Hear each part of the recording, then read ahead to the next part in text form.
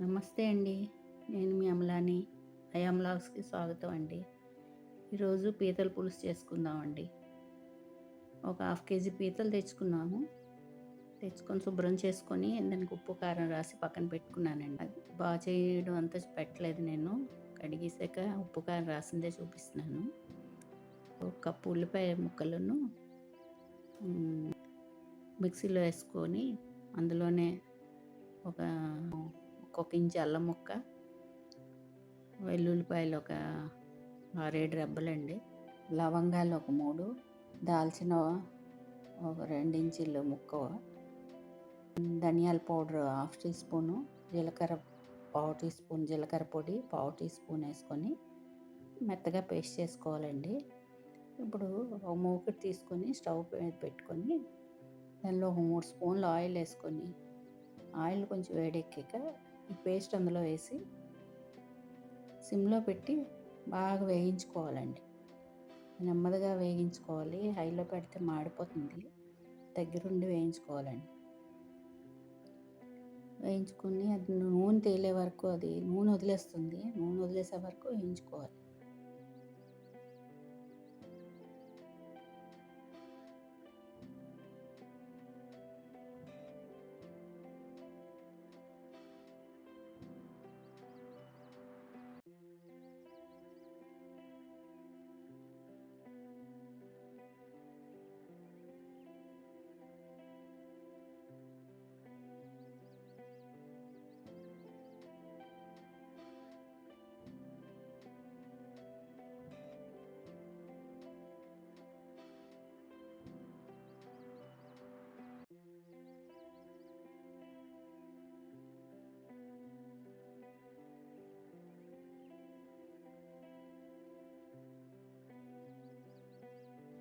అప్పుడు ఈ ఉప్పు, కారం రాసుకునే పీతలు ఉన్నాయి కదండి, అవి వేసేసి అవి ఇవి బాగా కలపాలి.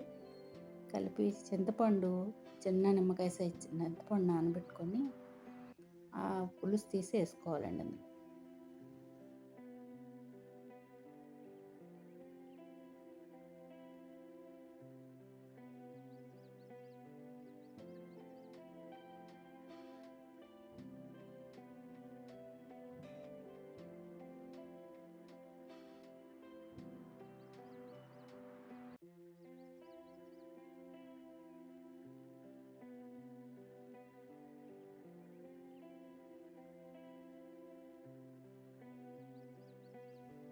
అందులోనే కొంచెం నీళ్ళు, మనకు కావాల్సినంత ములిగినంత నీళ్ళు వేయాలండి. ముక్కలు కొంచెం ములిగేంత నీళ్ళు వేసుకొని ఉప్పు చూసుకొని ఉప్పు వేసుకోవాలి.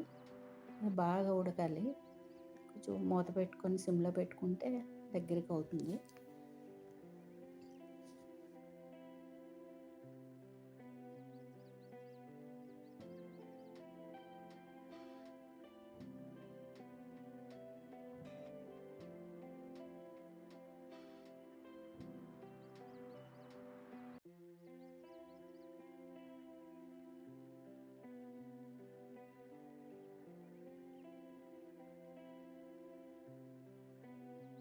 దగ్గరికి అయ్యాక నూనె, కూరలోంచి నూనె తేలుతుందండి పైకి.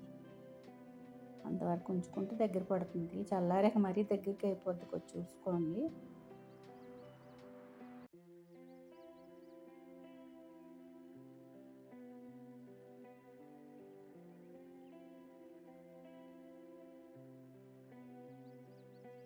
ఉప్పు సరిపోలేదు, అందుకు ఉప్పు కొంచెం వేసుకున్నాను నేను.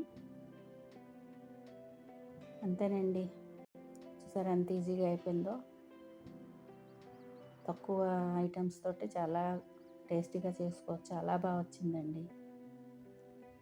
అంతేనండి, ఉంటానండి. Thank you. లైక్ చేయండి, సబ్స్క్రైబ్ చేయండి. మళ్ళీ ఇంకో వీడియోతో కలుద్దామండి.